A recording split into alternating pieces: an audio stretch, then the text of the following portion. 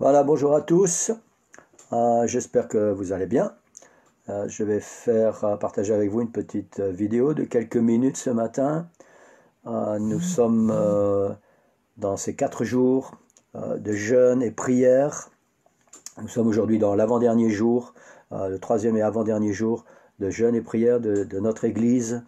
Et je voudrais que nous puissions relire ensemble les versets que nous utilisons pendant ces 4 jours de jeûne et prière dans 2 Chroniques, chapitre 7, les versets 13 jusqu'à 15.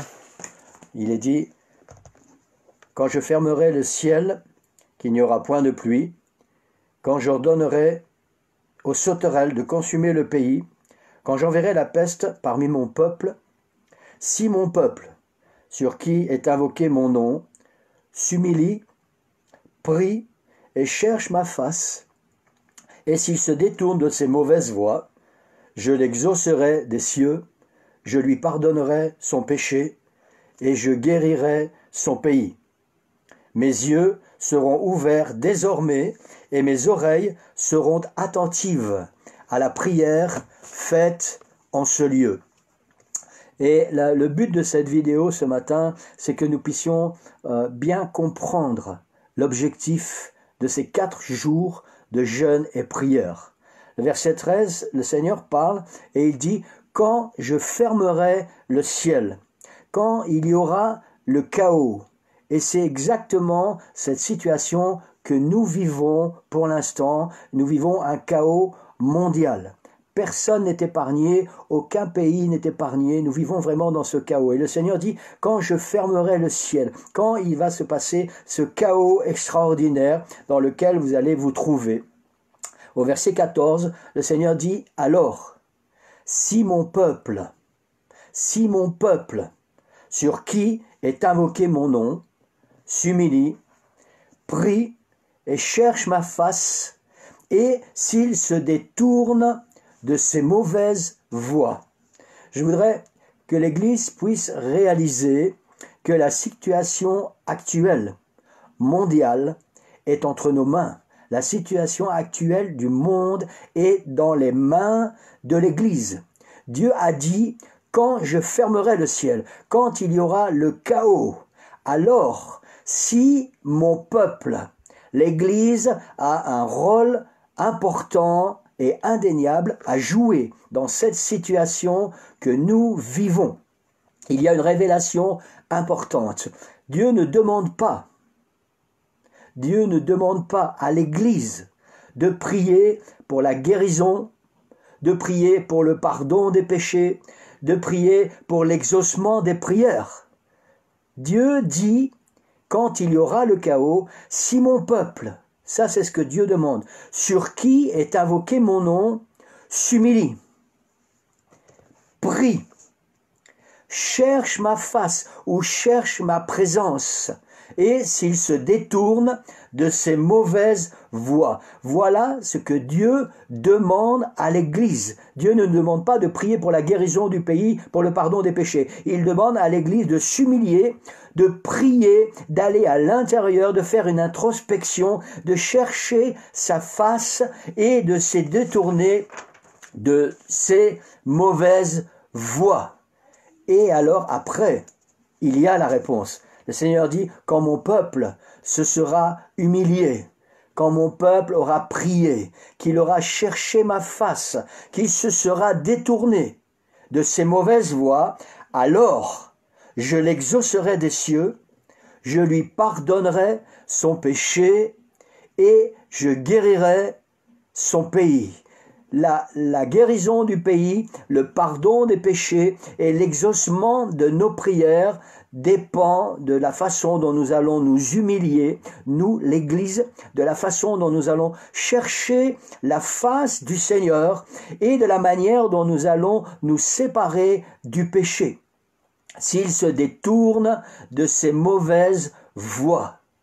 Ça, c'est le rôle de l'Église dans cette situation mondiale. Le Seigneur appelle l'Église à prier, le Seigneur appelle l'Église à s'humilier, le Seigneur appelle l'Église à se rapprocher de lui, à chercher sa face pour que, c'est ce qui va découler naturellement, pour que le Seigneur bénisse, pour que le Seigneur pardonne et pour que le Seigneur guérisse. Et je voudrais vraiment vous encourager à faire les choses dans le bon ordre. Il y aura la bénédiction, il y aura la guérison, il y aura la main du Seigneur qui va se répandre sur le monde quand l'Église, quand le peuple de Dieu se sera humilié. Et je crois que une des clés les plus importantes est là dans l'humilité. Vous savez, tellement souvent nous pensons que nous sommes bien, nous pensons que nous sommes là où Dieu nous attend, nous pensons que peut-être nous sommes les meilleurs, et le Seigneur nous demande de nous humilier. S'humilier devant le Seigneur, c'est-à-dire remettre toute notre vie en question. Seigneur, est-ce que ce que je suis, c'est ce que tu veux que je sois? Est-ce que là où je suis, c'est là où tu veux que je sois? Est-ce que je fais, c'est ce que tu attends que je fasse? Est-ce que ma vie est conforme à tes plans pour ma vie? Si mon peuple, sur qui est invoqué mon nom, s'humilie, prie, cherche ma face, d'autres traductions disent cherche ma présence, et se détourne de ses mauvaises voies, alors je l'exaucerai des cieux, je lui pardonnerai son péché et je guérirai son pays. La bénédiction va découler naturellement de la façon dont l'Église, le corps de Christ, va s'humilier, va se remettre en question, va se séparer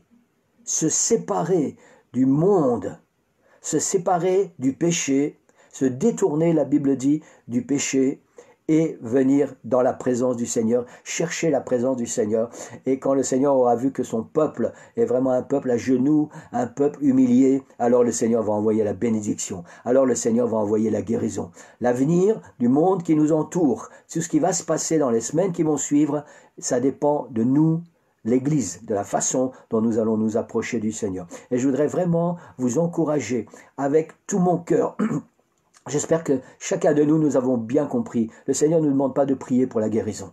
Il faut le faire. De toute façon, on prie pour la guérison. Mais dans ce contexte particulier, le Seigneur ne nous demande pas de prier pour la guérison. Le Seigneur demande à l'Église de s'humilier, de prier, de chercher sa face et de se détourner de ses mauvaises voies. Et alors la bénédiction arrivera. Et alors le Seigneur dit, je l'exaucerai des cieux, je lui pardonnerai son péché et je guérirai son pays. Et l'Église pourra alors se réjouir et nous pourrons à nouveau être ensemble dans la présence du Seigneur, dans la communion du Seigneur. Je voudrais que nous puissions prendre quelques instants pour ceux qui suivent et pour ceux qui vont nous rejoindre peut-être plus tard. Nous puissions vraiment prendre quelques instants pour demander au Seigneur de nous aider à mettre en pratique cette parole. Seigneur, tu nous demandes, c'est le rôle de ton Église, c'est le rôle de ton peuple, Seigneur. C'est le rôle que nous avons à jouer maintenant au travers de cette situation inédite mondiale. Nous devons, nous, Église, ceux qui t'appartiennent, nous devons nous humilier, nous devons prier, nous devons chercher ta face, chercher ta présence, et nous détourner de nos mauvaises voies. Et Seigneur, je te demande que tu puisses vraiment, par ton esprit, parler à nos cœurs. Seigneur, aide-nous à comprendre combien nous avons besoin de nous humilier. Seigneur, mets ton doigt dans nos vies, sur toutes ces choses qui ne vont pas, sur tous ces points avec lesquels nous devons travailler. Travaille nos cœurs, travaille nos pensées, Seigneur. Travaille tout ce qu'il y a à l'intérieur. Nous voulons vraiment être cette Église que tu attends et qui va jouer son rôle dans ces moments tout à fait particuliers. Seigneur, merci pour ta grâce, merci pour ton amour, merci parce que tu bénis l'Église. Seigneur, merci parce que tu aides ton Église à s'humilier devant ta face, Seigneur, et nous allons pouvoir, Seigneur Jésus, avec ça, vraiment nous approcher de toi et commencer une nouvelle vie avec toi, quelque chose de nouveau, quelque chose de puissant. Seigneur, merci pour tout ce que tu fais. Sois béni, sois glorifié. Nous prions dans le nom de Jésus. Amen, et je dis Amen, gloire au Seigneur. Pour l'église de Nivelles, je vous rappelle que notre prochain rendez-vous, c'est demain, jeudi, à 19h30, sur Zoom. Zoom sera mis en, je sais pas comment on dit, ça sera ouvert, ça sera connecté à partir de 19h, et vous pourrez commencer à parler, et on pourra se voir ensemble et ça va être encore des bons moments dans la présence du Seigneur. Et demain, c'est Romain qui va nous conduire dans cette réunion de prière. Passez une excellente journée dans la paix du Seigneur. Humiliez vos cœurs. Cherchez la face du Seigneur. Cherchez la présence du Seigneur. Détournez-vous de tout ce que le Seigneur va vous dire. Ça, c'est pas bon dans ta vie. Ça, c'est pas bon pour toi. Ça, je veux pas que tu te souilles avec ces choses-là. Cherchez la face du Seigneur et soyez bénis en abondance. Au nom du Seigneur Jésus-Christ, passez une excellente journée. Je vous aime très fort. À très bientôt.